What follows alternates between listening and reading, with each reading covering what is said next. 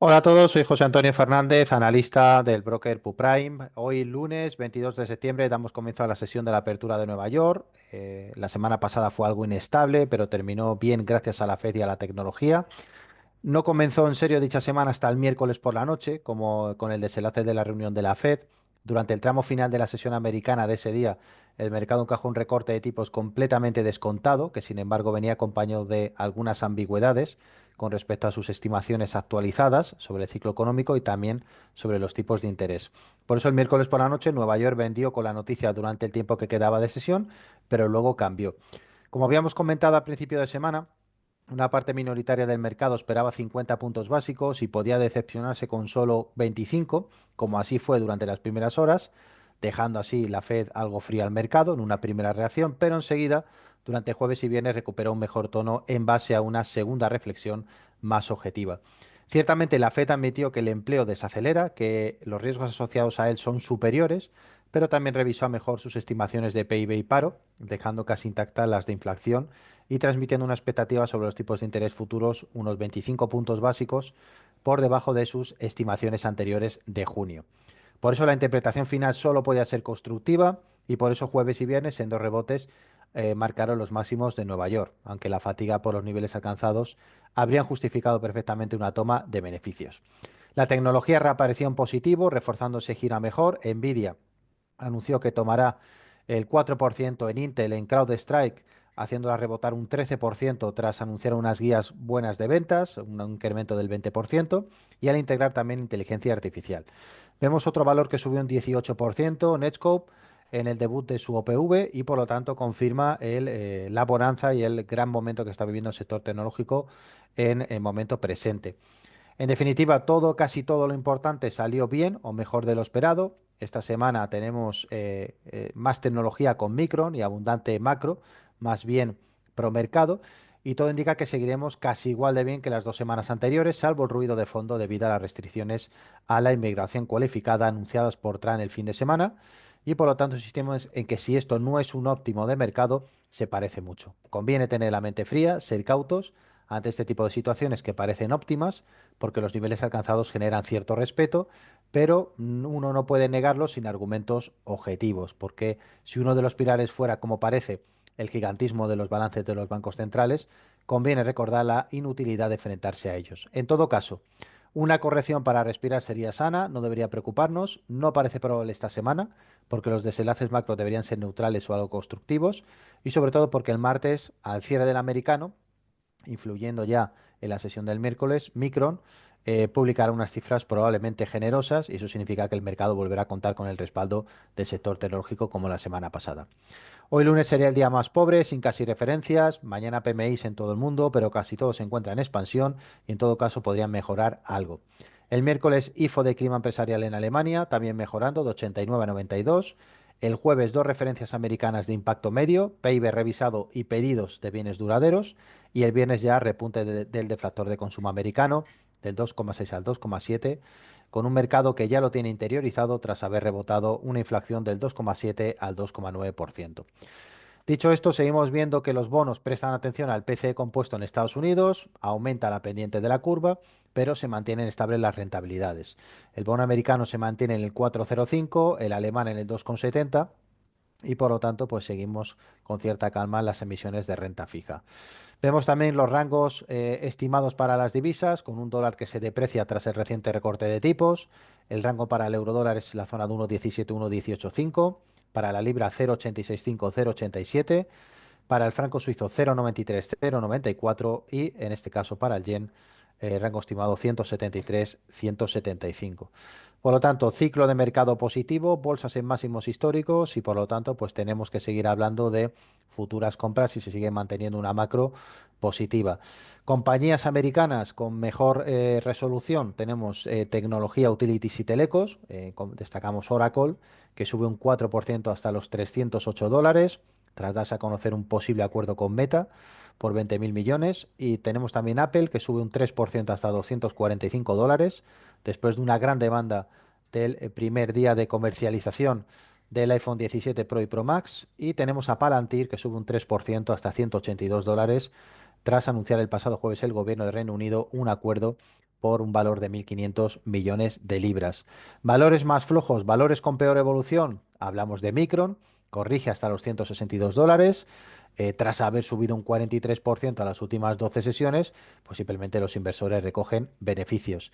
Y hablamos de Intel, que cae un 3% hasta los 29 dólares, recorta su precio tras la gran subida del 23% durante la sesión del jueves, debido a la inversión de 5.000 millones de dólares por parte de Nvidia en la compañía. Dicho esto, os voy saludando a cada uno que vais incorporando: Federico, Rodrigo, Rosalino, Carlos, Luis, Luis Miguel, todos aquellos que me acompañáis cada día. Ya sabéis, cada vez la comunidad va siendo más grande y por lo tanto pues agradezco el apoyo y las propuestas que hacéis también por los diferentes canales. Vamos a ir analizando directamente los gráficos y como siempre vamos a empezar por el gráfico diario, donde vamos a ir analizando primero los índices. Aquí tenemos el Dow Jones, que sigue cotizando en máximos históricos, 46.000 puntos, y donde vamos a situar en gráfico diario nuestra zona de soporte, precisamente lo que anteriormente fue resistencia, en los 45.300 puntos. Como vemos, el precio está alejado de la media de 200 días, del indicador de nube Ichimoku y también el CCI, que tiene una valoración de 136 en positivo. Así que seguimos hablando de compras para el Dow Jones. Vamos a ver también el SP 500 cotizando también en su zona de máximo 6.600 puntos. Subimos la zona de recompra en diario precisamente a la zona de 6.547, que es el soporte de toda la semana pasada. Y por lo tanto vemos que las manos fuertes se encuentran en el mercado con un CCI en 171 y por lo tanto tenemos que seguir con posiciones alcistas. Vamos a ver el mercado tecnológico. Aquí tenemos 24.600 puntos, subimos a nuestra zona de soporte o recompra de los 24.000 y ya nos encontramos, como vemos aquí, una alta lectura de 217 puntos para el CCI de 50 días.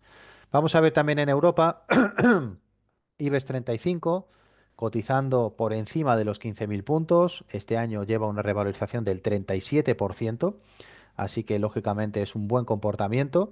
Y vemos cómo tiene una zona de soporte en los 14.600 que podría perfectamente visitar, ya que como vemos aquí ha formado un doble techo en 15.443. Así que también posiciones alcistas para acciones españolas. Vamos a ver Eurostock 50. Aquí lo tenemos. Recordad que siempre hablamos de la zona de 5.500 como la zona relevante. Aquí la tenemos. De momento no la ha superado. Así que no daría entrada en gráfico diario, pero para el resto de temporalidades sí podríamos entrar perfectamente con compras. Mercado chino y japonés. Aquí tenemos el mercado chino superando la zona de 14.200. Parece que se toma un descanso. Marcamos un nuevo soporte en los 14.433 y recordad que nuestro objetivo principal es la zona de los 16.200. Vamos a ver también en concreto mercado japonés. Aquí tenemos en los 45.000 puntos, marcamos zona de soporte. Fijaos la mecha que nos deja aquí en 44.500, es una buena zona de entrada.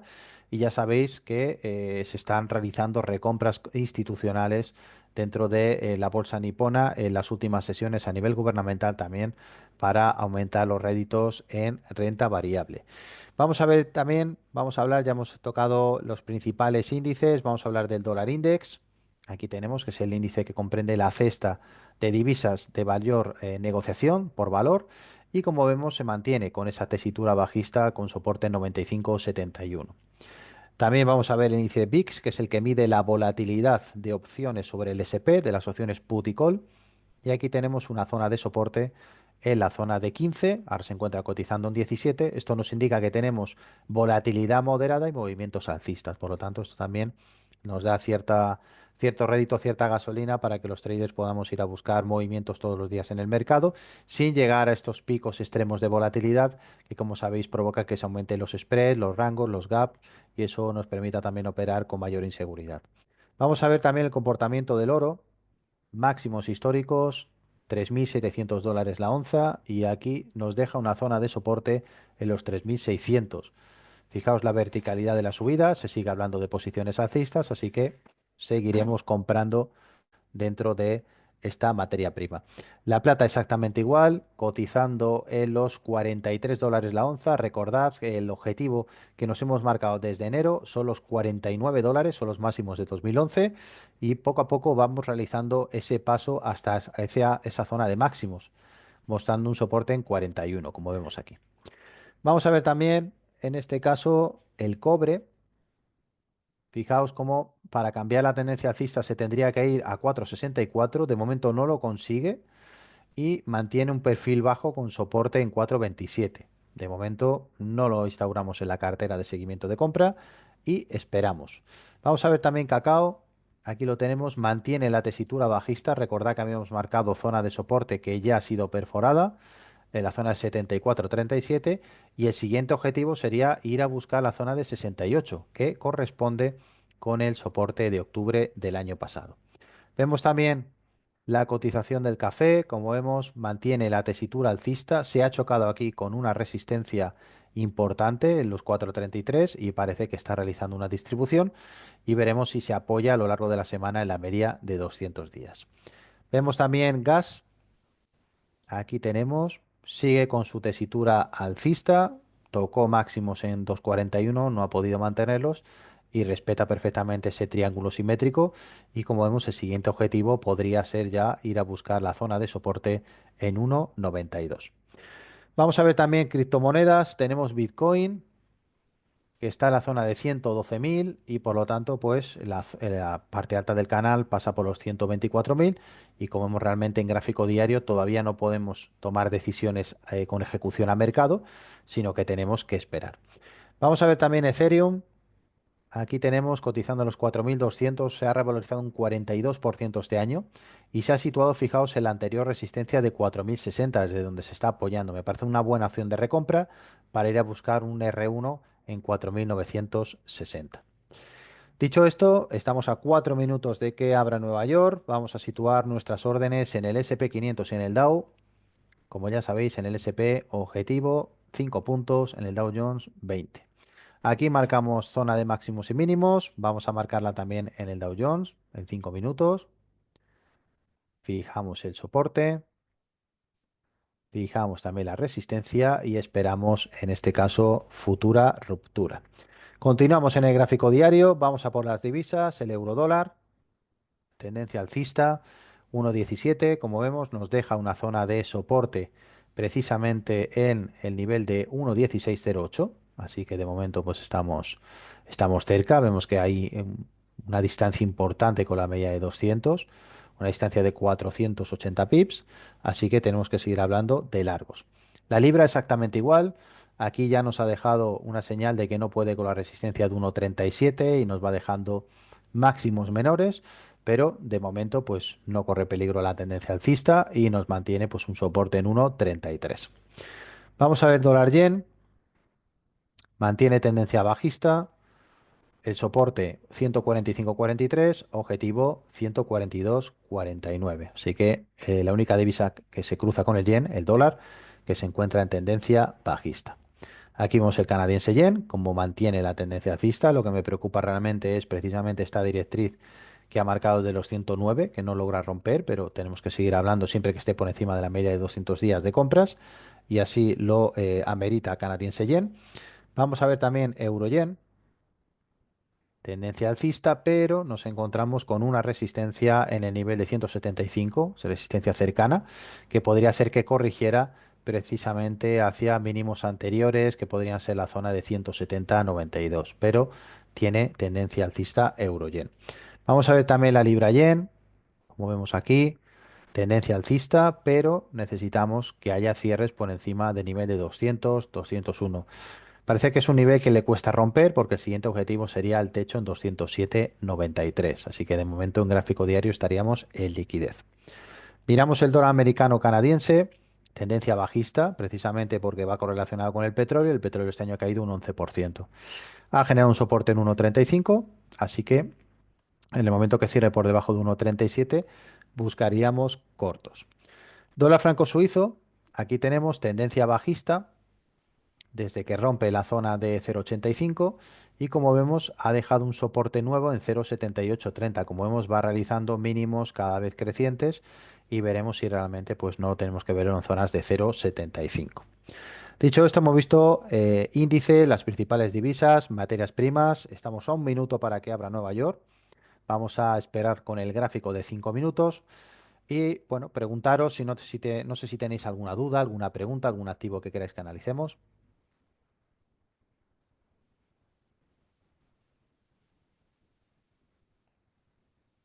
Si queda todo claro, continuamos y ya sabéis, me lo podéis transcribir aquí. Ahora vamos a ver el análisis de acciones, que sabéis que lo vemos siempre en gráfico semanal para poder aprovechar grandes movimientos.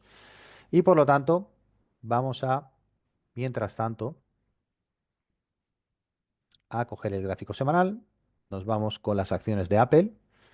Fijaos cómo al calor de la noticia ha generado un gap en la zona de $248 y recordad que nosotros entramos en las inmediaciones de 230. Realmente lo preocupante, que se giren precisamente la zona de 259 260, pero tendríamos que estar dentro de las acciones de Apple precisamente en el momento que se realiza la ruptura de la EMA 10 con la EMA 20 en semanal y esto se produjo el 3 de agosto. Vemos las acciones de Google también, fijaos cómo la gran subida que ha tenido Google, donde siguiendo el sistema estaríamos dentro de los $180, 181, y fijaos como ya lleva un crecimiento de $74 por acción. Tenemos que seguir dentro de Google porque realmente el gráfico es impecable. Vamos a ver también Microsoft.